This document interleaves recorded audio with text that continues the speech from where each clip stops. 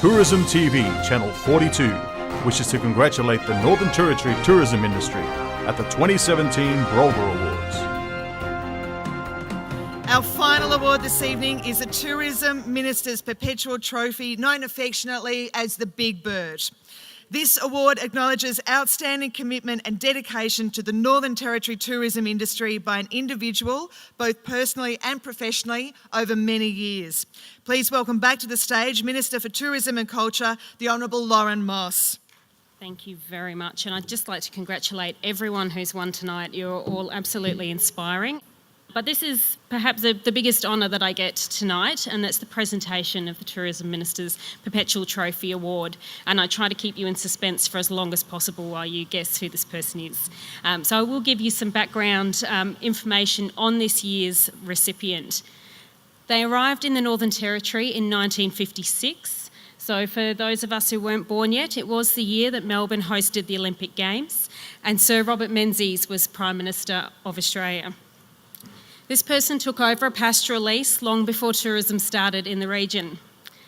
He's quoted as saying there was absolutely nothing here except a tin shed. Accompanied by his wife and a young son and 1,400 cattle gifted to him, he quickly constructed a bale shed from desert oaks and mulga for the family to live in. In their first year on the station, only 6 people drove down what was then known as Peterman Road. 2 were stock agents, 2 were friends checking to see if they were still alive, and 2 were very adventurous tourists.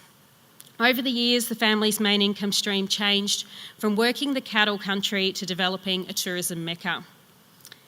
He was instrumental in supporting Miss Lentuit's vision of the potential of what was then referred to as Rock, and had a large role in establishing the first infrastructure there.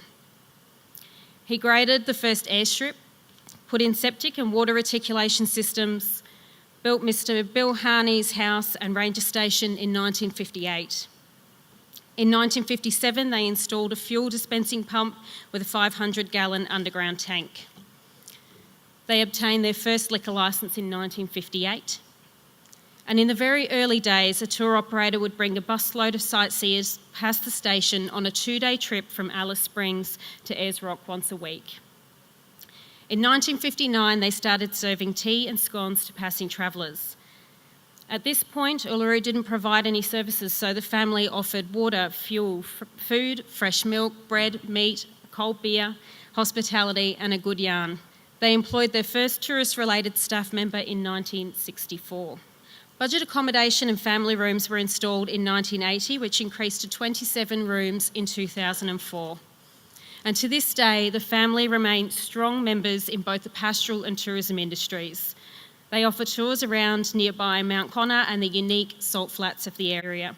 And while he may now have handed over the running of Curtin Springs to his son and daughter-in-law, he's never far away. The Curtin Springs Roadhouse Inn became the first tourism operation outside Alice Springs and was the first diversified pastoral business in the region. A real Territorian and a true tourism pioneer for the Northern Territory. A very deserving recipient for the 2017 Tourism Minister's Perpetual Trophy from Curtin Springs is Mr. Peter Severin.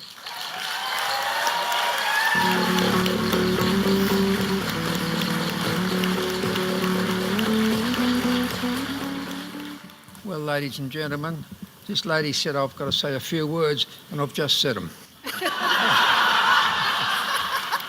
Well, I must say it is a great shock for me here tonight, particularly when I heard the little oration there. And I do remember, and it was all due to my wife. She came from the Barossa Valley, where there was plenty. She came out to Curtin Springs, where there was nothing. And she wasn't going to stay with me. So my nearest neighbour was 90 miles, so I took the keys out the car and she couldn't drive. And so she stayed, and what a wonderful lady she was. So it all goes back to my wife, who was a wonderful lady, and she started our tourism with scones and drinks of tea to Lentuit. And so that's what's happened today. I must have been more mobile in those days than I am today. Thank you.